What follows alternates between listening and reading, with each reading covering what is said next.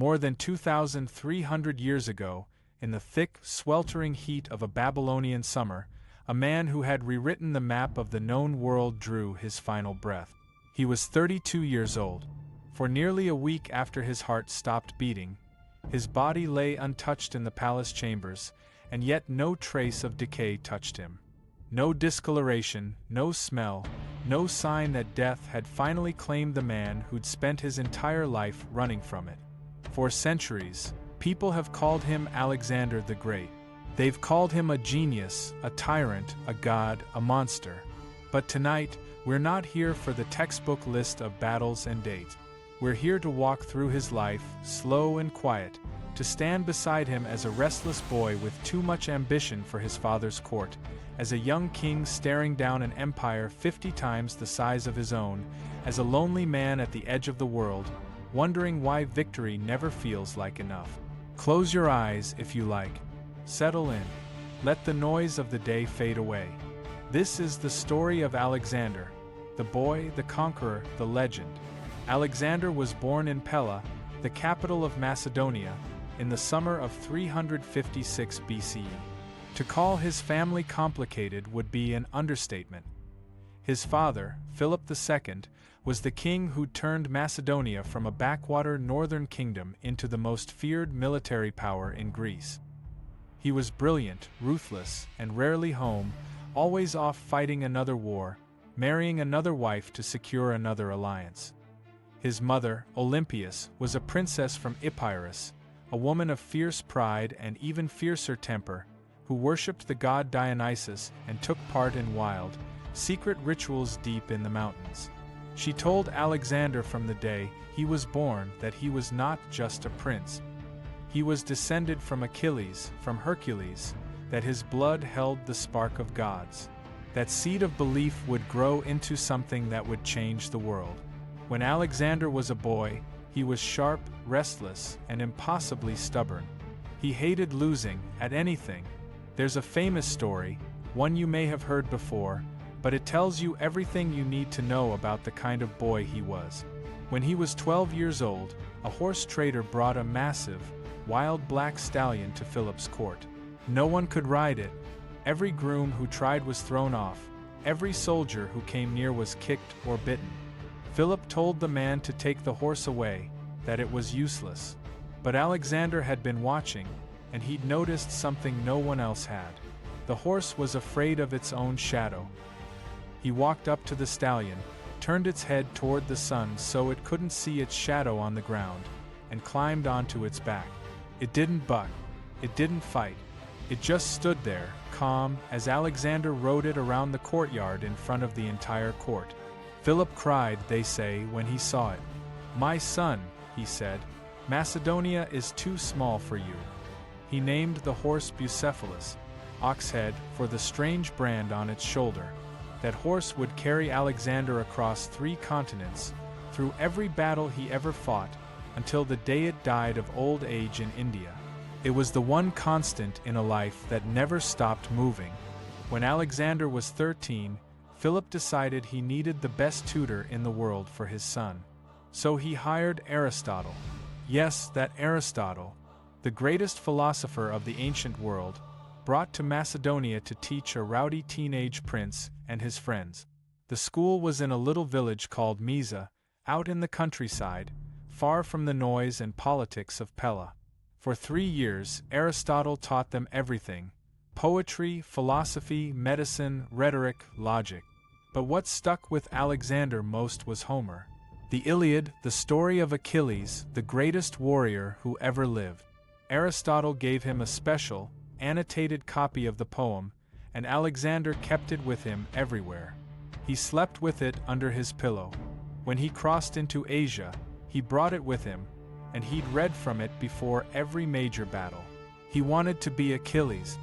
He wanted glory that would outlive him for thousands of years. Aristotle also taught him something else, something darker. He told Alexander that the Greeks were the only truly civilized people in the world, that the Persians, the people to the east, were barbarians, slaves by nature, fit only to be conquered. That idea would sit in Alexander's mind, and it would shape every decision he made in the years to come. But Alexander didn't just sit in a classroom reading books. He was a prince of Macedonia, and he was expected to fight to rule. When he was 16 years old, Philip left to go fight a war against Byzantium, and he left Alexander in charge of the entire kingdom. Regent at 16. Most boys that age are still worrying about their friends, about games, about what they're going to do with their lives. Alexander was running a country, and it didn't take long for him to prove he wasn't just a figurehead. While Philip was away, a tribe called the Mede in Thrace rose up in rebellion. They thought the king was gone, the boy was in charge, so they could take their land back. They were wrong. Alexander gathered an army, marched north, crushed the rebellion in a single battle, took their capital, and founded a new city there, named after himself. Alexandropolis, the city of Alexander, 16 years old. Most people don't win their first argument with their parents at that age. Alexander had already fought a war, won it, and built a city to brag about it. For a while, Alexander and Philip got along. Well as a stubborn, ambitious son and a stubborn, ambitious father can get along. Alexander was Philip's heir, his pride and joy, the boy who would carry on his legacy. But things started to fall apart when Alexander was 20 years old. Philip decided to marry again. This time, it was a young Macedonian noblewoman named Cleopatra Eurydice. And this wasn't just another political marriage to a foreign princess. This was a marriage to a pure Macedonian woman, from a powerful family inside the kingdom. And that meant one very dangerous thing. If she gave Philip a son, that son would be a full-blooded Macedonian heir. Alexander, whose mother was from Epirus, would be pushed aside. The wedding feast was loud, drunk, chaotic. Macedonian parties were never gentle. When the bride's uncle, Attalus, stood up to make a toast, he looked right at Alexander, and he said he hoped the marriage would produce a legitimate heir to the throne. A real Macedonian heir. The whole room went quiet. Everyone knew what he was saying. Alexander was not legitimate enough, not Macedonian enough. He stood up, grabbed a cup, and threw it right at Attalus's head. "You dare call me a bastard?" he shouted. Then Philip stood up, drew his sword, and started walking toward his own son. He was so drunk, though, that he tripped over a couch and fell flat on his face in the middle of the room. Alexander looked down at him, laughed, and said, "There you go, father. You were going to cross from Europe to Asia, and you can't even cross from one couch to another." That night, Alexander left Pella. He took his mother Olympias with him, and he went into exile. For months, he lived in Epirus, cut off from the court, cut off from his father, his birthright hanging by a thread. This wasn't the story of a perfect father and son building an empire together. This was two proud, violent men, each too stubborn to back down, tearing their family apart.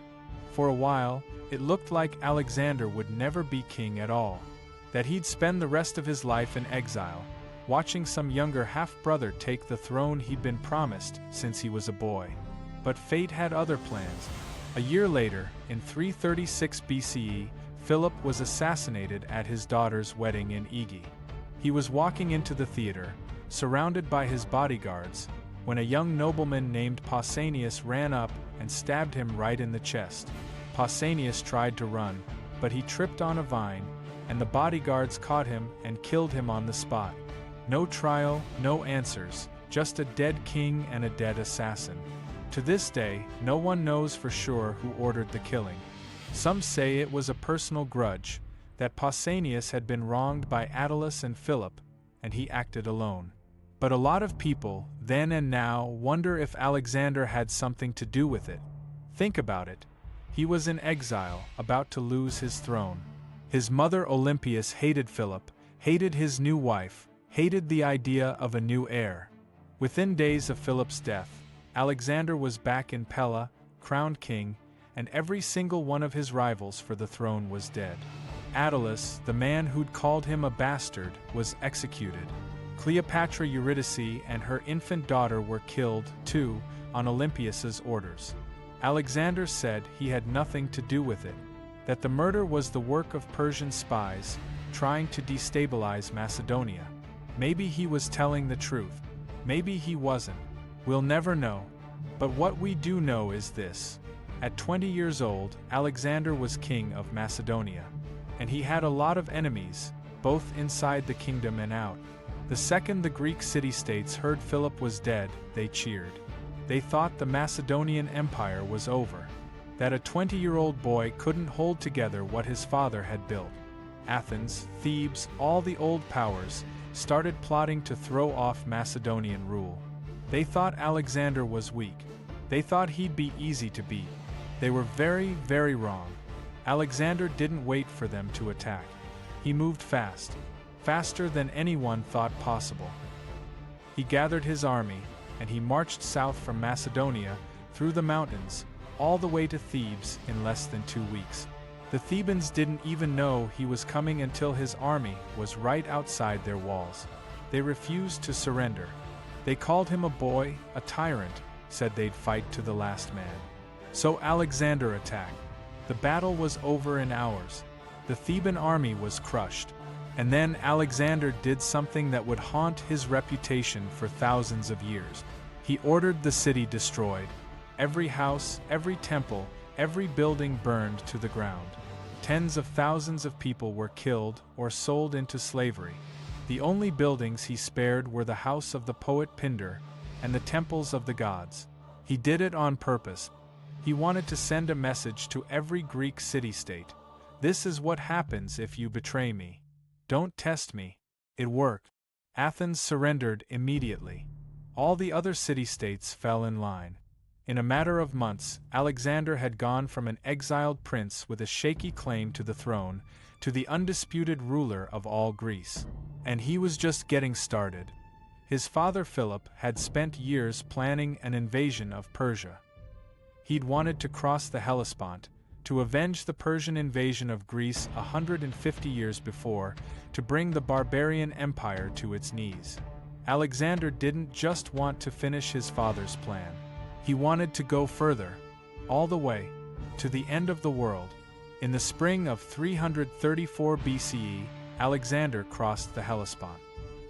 He brought with him about 35,000 men, 35,000 soldiers, to invade the largest empire the world had ever seen. Let that sink in for a minute. The Persian Empire stretched from Egypt in the west, all the way to the borders of India in the east. It had a population of maybe 50 million people. It had thousands of soldiers, hundreds of ships, endless gold, endless resources. Alexander had 35,000 men and a dream. Most people thought he was crazy, that he'd march into Asia, get crushed by the first Persian army he met, and that would be the end of it. But Alexander had a secret weapon. Actually, he had two. The first was his army. The Macedonian phalanx, the same force his father had built, was the most deadly fighting unit in the ancient world. You've probably heard of it, but you may not know just how brutal it was. Each man in the phalanx carried a sarissa, a spear 18 feet long, made of solid wood, with a sharp iron point on the end. They stood in rows, 16 deep, all pointing their spears forward. The first 5 rows of spears stuck out past the front of the formation. To an enemy charging at them, it looked like a wall of iron spikes. You couldn't cut through it. You couldn't charge through it. If you tried, you'd get stabbed a dozen times before you even got close. And it wasn't just the phalanx. Alexander had the companion cavalry, the best heavy cavalry in the world, made up of Macedonian nobles, all trained from childhood to fight from horseback. They were fast, they were brutal, and they were absolutely loyal to Alexander. He led them from the front every single battle. He didn't sit back at the command tent giving orders. He was right there in the thick of the fight, sword in hand, risking his life right alongside his men. That's why they loved him. That's why they'd follow him anywhere. The second secret weapon was Alexander himself. He was a military genius, the kind that comes along once every 1,000 years. He could look at a battlefield, at an enemy army, and see exactly where the weak point was, exactly how to break them. He never fought the same battle twice. He adapted. He improvised. He did things no one thought were possible. And he was lucky too. Unbelievably lucky. Time and time again, he'd find himself in a situation that should have killed him, and he'd walk away without a scratch. Or almost without a scratch. His first battle in Persia was at the Granicus River, in what is now western Turkey. The Persian satraps, the governors of the region, had gathered an army to stop him. They were waiting for him on the other side of the river, on high ground, with their cavalry lined up along the bank. Most generals would have waited, found a better place to cross, rested their men. Not Alexander. He attacked immediately that same afternoon. He led the cavalry charge himself, right across the river, right into the Persian lines. It was a disaster at first.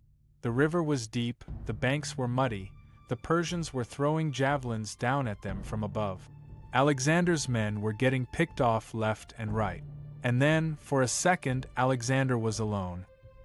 He'd charged too far ahead, and a group of Persian nobles had surrounded him.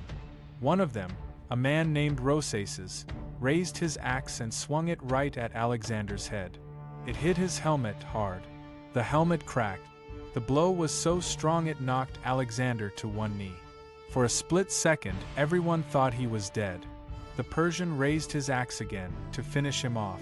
But before he could swing, one of Alexander's companions, Clitus the Black, ran up and cut off his arm with a sword. Alexander got back to his feet, shook it off, and kept fighting. Minutes later, the Macedonian phalanx crossed the river and smashed into the Persian center. The Persian army broke and ran. Alexander had won his first battle in Persia, and he'd almost died doing it. That was the pattern for all the years to come. He'd push too hard, take too many risks, get himself into situations no sane man would ever get into, and somehow, he'd always come out on top. His men started to think he was invincible, that he really was a god, like he said. Maybe even Alexander started to believe it too. After Granicus, Alexander marched south through Asia Minor. One city after another surrendered to him. Most of them didn't even fight. They'd heard what he'd done to Thebes. They'd heard what he'd done to the Persian army at Granicus. They opened their gates and welcomed him. There's the famous story of the Gordian knot in the city of Gordium. There was an old wagon, tied to a pole with an incredibly complicated knot, and the legend said whoever untied it would rule all of Asia. People had been trying for hundreds of years, and no one could do it. Alexander looked at it for a minute, drew his sword, and cut right through it. Problem solved. Some people said that was cheating, but Alexander didn't care. He got the result he wanted, and that was how he did everything. Simple, direct, no patience for games. By the fall of 333 BCE, Alexander had made his way down to the southern coast of what is now Turkey. And that's where he got the news. Darius III, the great king of Persia, had arrived. He'd gathered a massive army, some say 100,000 men, maybe more. He was coming to crush this upstart Macedonian king once and for all. Darius was a tall, handsome man, a skilled warrior, a member of the Persian royal family. He'd only been king for a few years, but he'd already proven he was no coward.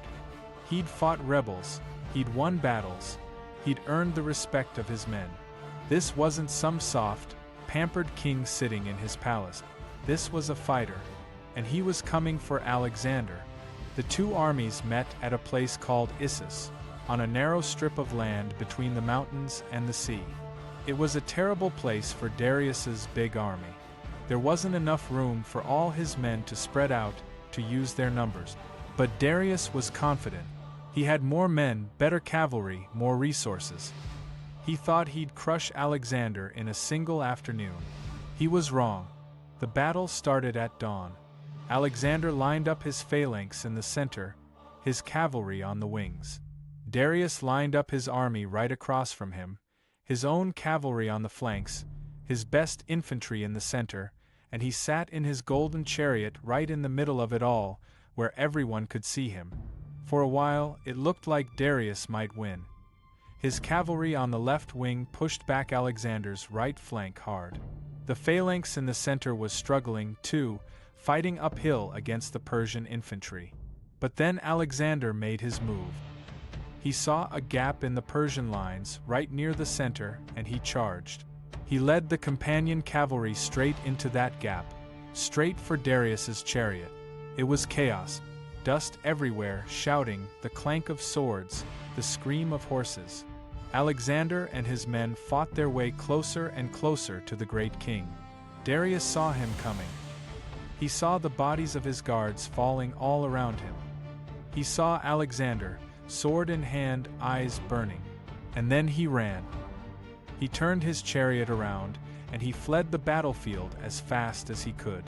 When the rest of the Persian army saw their king running, they broke. They dropped their weapons, they ran, they trampled each other trying to get away.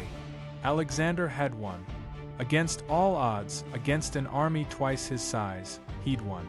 And what did Darius leave behind? Everything. His golden chariot, his shield, his bow, his entire family, his mother, his wife, his 2 daughters. They were all in the camp behind the battlefield, and Alexander captured them all. Most conquerors would have treated them badly, raped them, killed them, sold them into slavery. That's how war worked back then. But Alexander didn't. He treated them with respect. He gave them their own quarters. He let them keep their servants. He made sure they were safe. He said he was not here to hurt innocent people. He was here to fight Darius, not his family. Some people say that was kindness.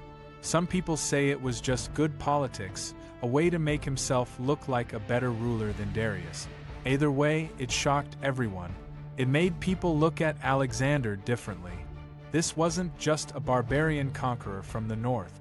This was a man with honor, or so it seemed for a while. After Issus, Darius sent a letter to Alexander. He offered him peace. He offered him half the Persian Empire, everything west of the Euphrates River. He offered him 10,000 talents of gold, an unimaginable fortune, and he offered him his daughter's hand in marriage to seal the deal. All Alexander had to do was stop fighting, go home, and he'd be the richest, most powerful man in the world, without fighting another battle. Alexander's second-in-command, Parmenion, heard the offer and said, "If I were Alexander, I would accept this."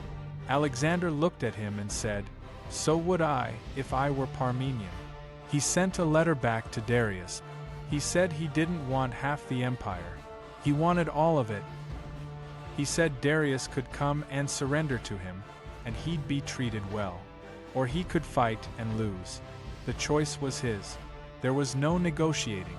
Alexander wasn't just here for land, or gold, or power. He was here to be the great king, to rule the entire world. Nothing less would do. A lot of people paint Darius as a coward, a weak king who ran from battle. But that's not really fair. Think about it. He was the ruler of the largest empire on earth. He was used to fighting rebels, fighting border skirmishes, leading armies. But he'd never fought anyone like Alexander. No one had. Alexander didn't fight like a normal king. He didn't stay back. He didn't command from afar. He charged straight for the enemy king, like a madman, willing to die to kill him. Darius had never seen anything like that. He wasn't a coward. He was just a normal man, facing something he didn't understand. Something unstoppable. Alexander didn't go after Darius right away.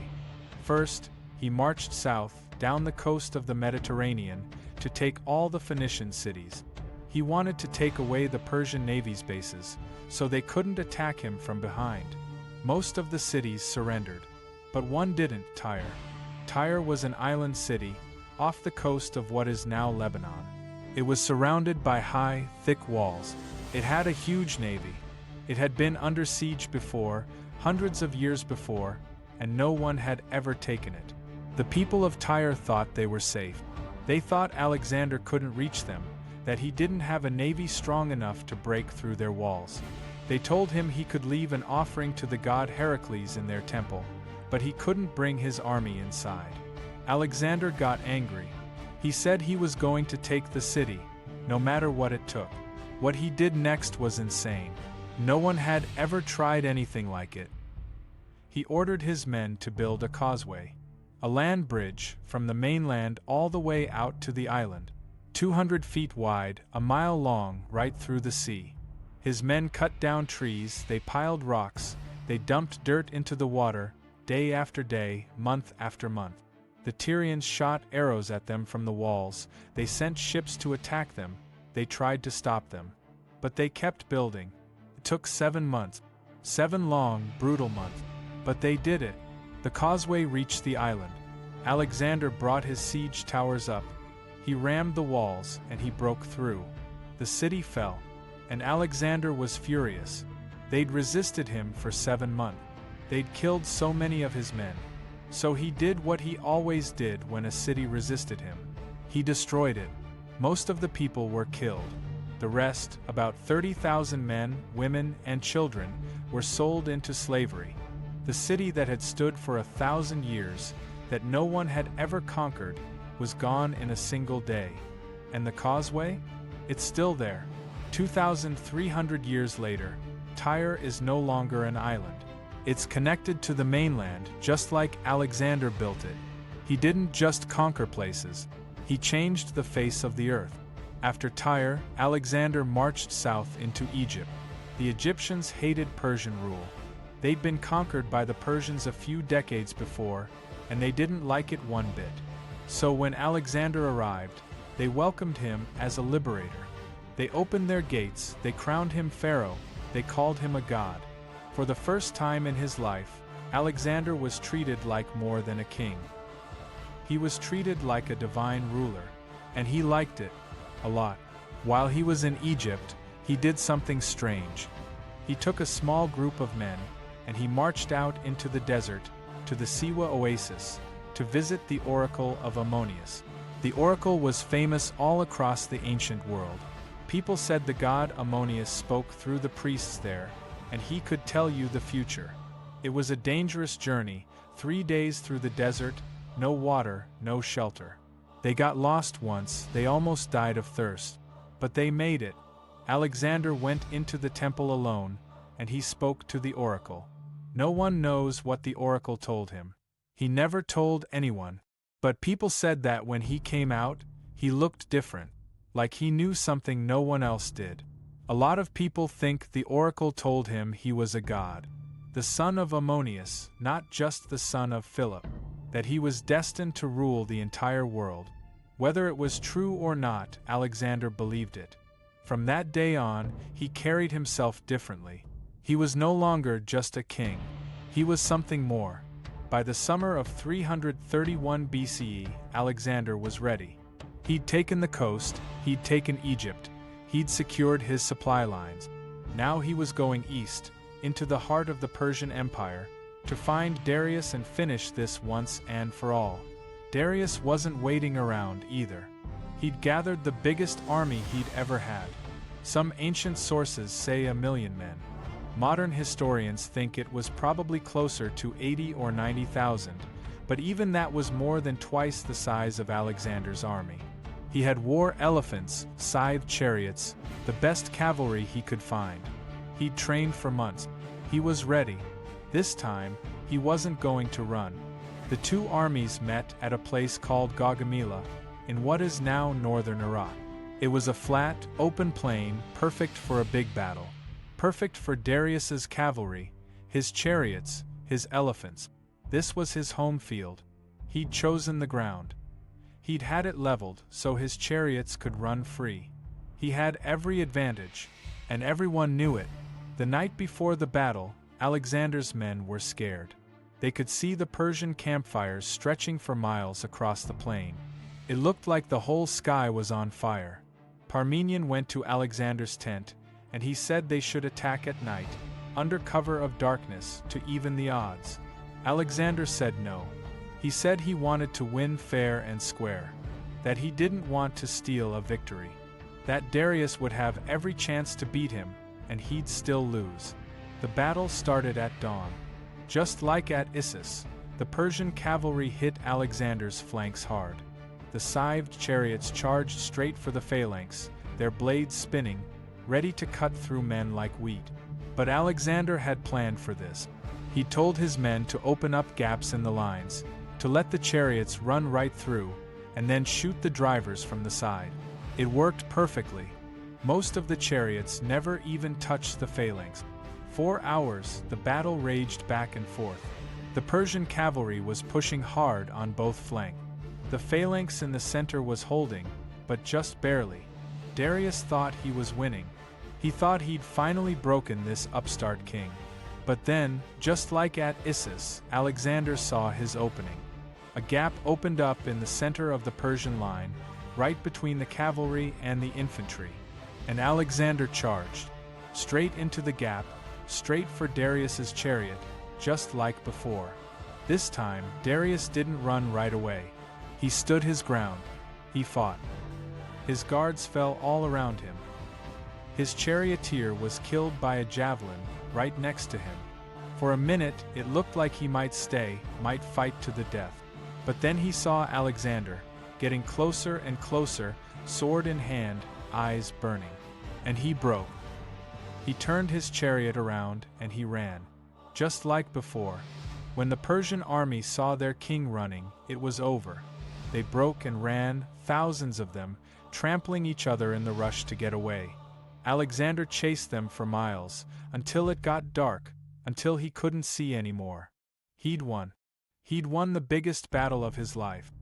He'd beaten the great king, fair and square, on his own ground. The Persian Empire was his. That night, Alexander walked through Darius's camp. He saw the golden tents, the jewels, the gold, the furniture, the servants. He sat down on Darius's golden throne, and he looked around at everything he'd won. Parmenion found him there, and he said something like, "Look at all this. All the wealth of Persia. It's yours." Alexander laughed, and he said, "Is that all there is?" He'd just conquered the largest empire in the world. He was the most powerful man on earth. And it still wasn't enough. He wanted more. He always wanted more. After Gaugamela, Alexander marched into the heart of Persia. He took Babylon, he took Susa, he took Persepolis, the capital of the Persian Empire. Persepolis was the richest city in the world. It had gold, silver, jewels, art, everything. Alexander let his men loot it for days. They took everything they could carry. It was the single biggest haul of plunder in ancient history. And then, a few months later, Alexander burned the palace to the ground. Why did he do it? No one knows for sure. Some say it was revenge. Revenge for the Persian invasion of Greece, for burning Athens, for destroying the temples. That he'd promised the Greek people he'd avenge them, and now he'd done it. Some say it was a mistake, that he was drunk at a party, and a courtesan named Thaïs dared him to do it, so he grabbed a torch and set fire to the place, and by the time everyone sobered up, it was too late. Some say he did it on purpose to send a message. The old Persian Empire is gone. I'm the new ruler now. Burn the past, start fresh. Whatever the reason, it was a tragedy. The palace at Persepolis was one of the most beautiful buildings in the ancient world. Filled with art, with history, with records of thousands of years of Persian civilization. All of it turned to ash in a single night. And it was the first sign, maybe, that the Alexander who'd crossed into Asia 4 years before was gone. The young king with honor, with respect for the people he conquered. He was changing. Power was changing him. Victory was changing him. He was becoming harder, crueler, more paranoid. Darius was still on the run, though. He'd fled east, to the far side of the empire, trying to gather another army. Alexander chased him. For months, he chased him across the mountains, across the desert, through what is now Iran and Afghanistan. He never stopped. He pushed his men harder and harder, through snow, through heat, through places no army had ever been before. And then, one day, he caught up. But it wasn't the victory he'd expected.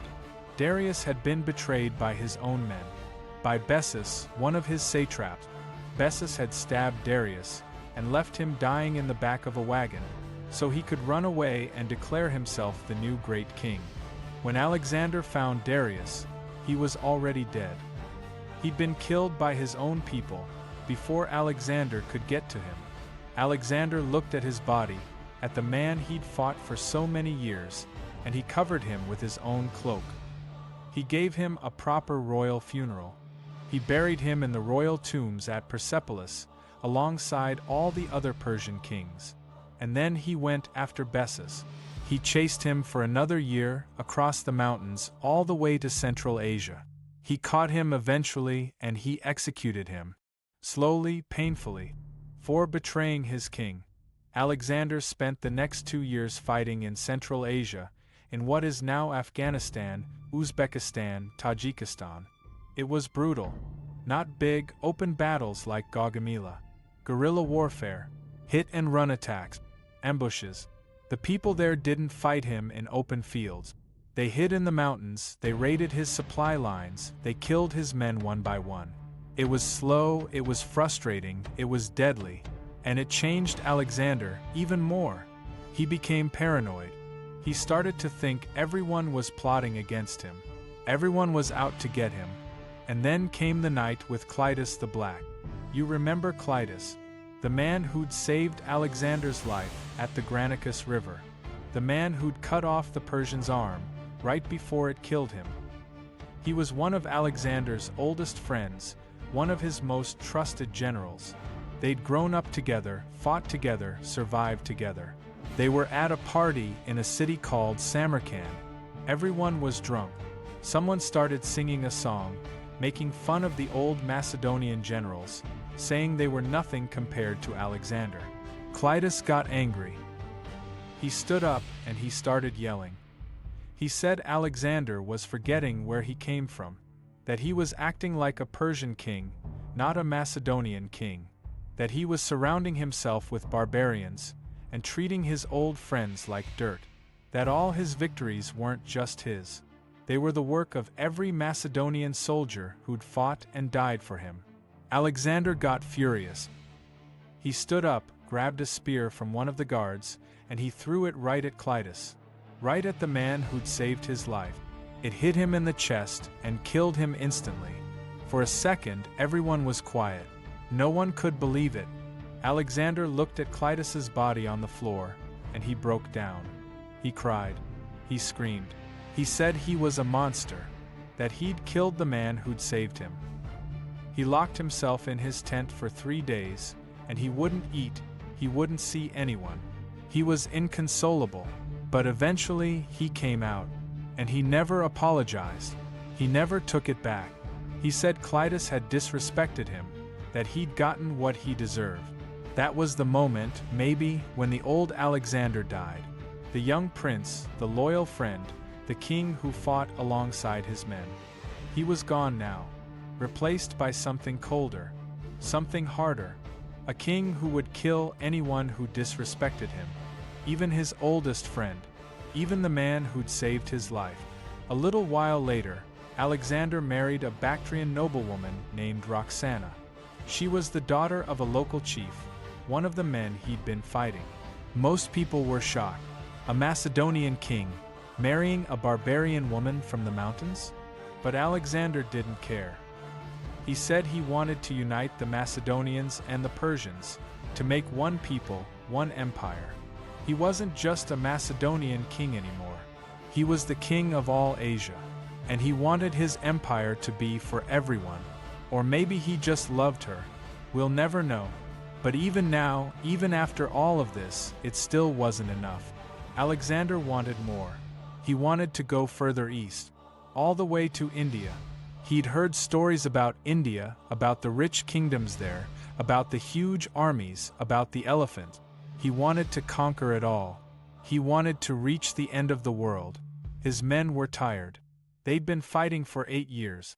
They were thousands of miles from home. They wanted to go back. They wanted to see their families, their wives, their children. But Alexander wouldn't listen. He said they'd go east and then they'd go home. Just a little further. Always just a little further. In 326 BCE, Alexander crossed the Indus River into India. The local kings surrendered to him, one by one. But one didn't, Porus. He was the king of a kingdom in the Punjab, in what is now northern Pakistan. He had a big army and he had 200 war elephants, the biggest elephants anyone had ever seen. He said he'd fight Alexander. He wouldn't surrender. The two armies met at the Hydaspes River. It was the middle of summer, the monsoon season. The river was deep, fast, raging. Porus and his army were on the other side, waiting for him. His elephants lined up along the bank, ready to crush anyone who tried to cross. Alexander knew he couldn't cross right in front of them. The elephants would panic his horses. They'd crush his men before they even got to the bank. So he came up with a plan. 4 days, he marched his men up and down the river, back and forth, back and forth. He made it look like he was looking for a place to cross, but he never did. Porus's army followed him, back and forth, getting tired, getting bored. Until one night, during a thunderstorm, Alexander took a small part of his army, and he marched upstream, miles away, and he crossed the river in the middle of the rain, in the middle of the dark. By dawn, he was on the other side. Porus was shocked, but he didn't run. He gathered his army, and he marched to meet Alexander. The battle was brutal. The elephants charged the Macedonian lines, trampling men, crushing shields, throwing the phalanx into chaos. For a while, it looked like Alexander might lose. His men had never fought elephants before. They were terrified, but they held on. They fought back. They stabbed the elephants with their spears, they shot arrows at their eyes, they cut at their legs. Eventually, the elephants panicked. They turned around and they ran back through Porus's own lines, trampling his own men. And then Alexander charged. The cavalry hit Porus's flanks, the phalanx pushed forward, and the Indian army broke. Porus fought until the end. He was on top of an elephant, fighting with a spear, even when all his men were running. He was wounded badly, but he wouldn't surrender. Eventually, Alexander sent a messenger to him and asked him to stop fighting. Porus agreed. He walked over to Alexander, tall, proud, bleeding, and he stood there. Alexander looked at him, and he asked him how he wanted to be treated. Porus said, "Treat me like a king." Alexander smiled. He let him keep his kingdom. He made him an ally, a friend. He respected him, more than he'd respected any other king he'd fought. The Battle of the Hydaspes was Alexander's last great victory. And it was also the beginning of the end. After the battle, Alexander wanted to keep going east. Further and further, all the way to the Ganges River, all the way to the end of the world. But his men had had enough. They'd been fighting for 8 years. They'd marched 11,000 miles. They were tired, they were sick, they were homesick. They'd fought elephants, they'd crossed deserts, they'd climbed mountains. And now Alexander wanted to go further? To fight even bigger armies, even more elephants? No. They wouldn't do it. They mutinied. At the river Beas, the entire army refused to go any further. They sat down in their camp and they said they weren't moving. They were going home. Alexander was furious. He locked himself in his tent for 3 days. He said if they didn't want to follow him, they could go home. He'd go on by himself, with whoever wanted to come. But no one came. No one wanted to go further. Even his oldest friends, his most trusted generals, told him it was time to go home. That he'd won enough. That he'd done enough. Eventually, Alexander gave in. He agreed to go home. But he was angry. Angry at his men for betraying him. Angry that he couldn't go further. Angry that his dream of conquering the whole world was over. He'd never felt defeated before. Not by Darius, not by any army. But this time, he'd been defeated. By his own men. By their weariness, their desire to go home. It broke something in him. He was never the same after that. Alexander didn't go home the easy way, though. He could have marched back the way he came, through the mountains, through Persia, safe and easy. But he didn't want to. He wanted to do something no one had ever done before. He wanted to march along the coast of the Indian Ocean, through the Gadrosian Desert. To map the coast, to find new trade routes, to prove he could do it. It was a terrible idea. The Gadrosian Desert is one of the harshest places on Earth. Hot, dry, no water, no food. Nothing but sand and rock for hundreds of miles. Alexander took about 30,000 men with him into that desert. And only about half of them came out the other side. It was brutal. They marched for days, no water, no shade. The sun was so hot it burned their skin. People started to die of thirst, of heat stroke. Some people went crazy. They'd see water in the distance and run toward it, and it would disappear, just a mirage. The supply wagons got stuck in the sand. They had to leave most of their food and water behind. There are stories of soldiers killing their horses to drink their blood, of people drinking their own urine just to survive. Alexander didn't sit back in a comfortable wagon, either. He walked right alongside his men. He shared their water, shared their food. When there was only a little bit of water left, someone brought him a helmet full of it. He looked at it, and then he poured it out onto the sand, right in front of everyone. He said if his men didn't have water, he wouldn't have water either. It was a small thing, but it meant everything to his men. Even when he was angry, even when he was being stubborn and foolish, he was still one of them. He still fought alongside them, suffered alongside them. After 60 days, they finally made it out of the desert. They arrived in Carmania, in southern Persia, safe at last. But they were broken. Half their friends were dead, buried in the sand. It was the worst disaster of Alexander's entire campaign. More men died in that desert than in all his battles combined. And it was all because of his pride, his need to do something no one else had done. Alexander spent the next year organizing his empire. He went back to Susa, to Persepolis, to Babylon. He held a huge wedding feast, where he and 10,000 of his men married Persian women. He wanted to unite the two peoples, to make one empire, one culture. The Hellenistic Age, people call it now. The spread of Greek culture all across Asia, all the way to India. It would change the world forever. For thousands of years to come, people would speak Greek, worship Greek gods, build Greek temples, all because of Alexander. But Alexander wasn't done. He had more plans. He wanted to conquer Arabia. He wanted to go west, to conquer Carthage, to conquer Italy, to conquer all of Europe. He wanted to rule the entire world. He never stopped. He never rested. There was always more to conquer, more to do. And then, in the summer of 323 BCE in Babylon, he got sick. It started with a fever. He'd been drinking a lot at a party, and he woke up the next day with a fever. At first, no one thought it was serious. He was young, strong, healthy. He'd been wounded a dozen times. He'd survived every battle, every disease. A little fever was nothing. But it got worse. Day after day, the fever got higher. He couldn't sleep, he couldn't eat, he could barely stand up. His doctors didn't know what was wrong. They tried everything, but nothing worked. After 10 days, he was dying. His generals came to see him, one by one.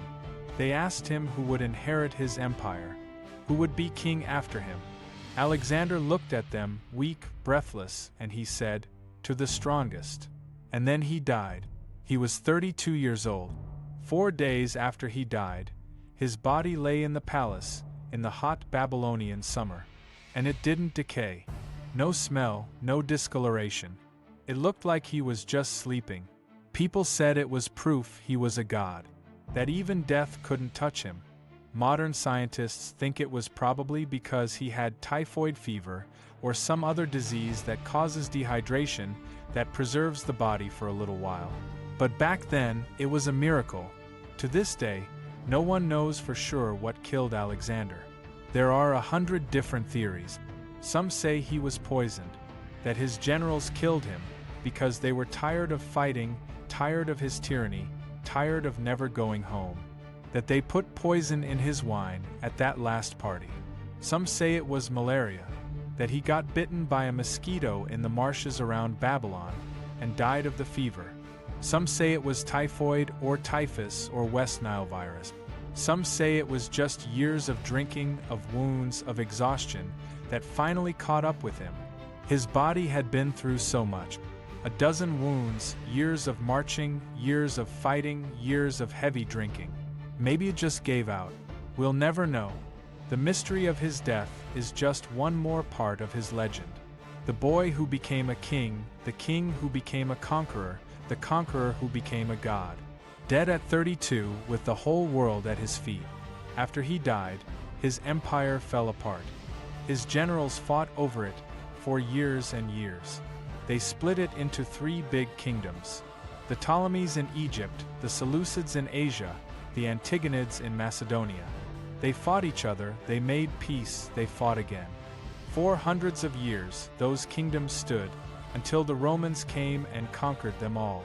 But Alexander's legacy never died. He changed the world. He spread Greek culture all across Asia. He opened up trade routes that connected Europe and Asia for thousands of years. He founded dozens of cities, most of them named Alexandria, that would become centers of culture and learning for centuries. The city of Alexandria in Egypt, with its great library, the greatest library of the ancient world, that was his. Founded by him, named after him. People have told stories about him for thousands of years. Stories of his courage, his genius, his cruelty, his pride. He's been a hero, a villain, a god, a monster. A cautionary tale about the dangers of ambition. A symbol of what one person can do if they're willing to risk everything. The truth is, he was just a man. A brilliant, stubborn, cruel, brave, ambitious man. A man who wanted to be remembered forever. And he got his wish. 2,300 years later, we're still talking about him. We're still telling his story. Alexander the Great. The boy who dreamed of being Achilles, and ended up being so much more. If you've enjoyed this quiet journey through history, take a deep breath, let your shoulders relax. There's more to come, more stories, more quiet nights with the past. If you'd like to wake up to more of these, or drift off to sleep with another legend, give this a like, and subscribe to join us for the next one. Sleep well, and dream of distant lands and the people who walked there long ago.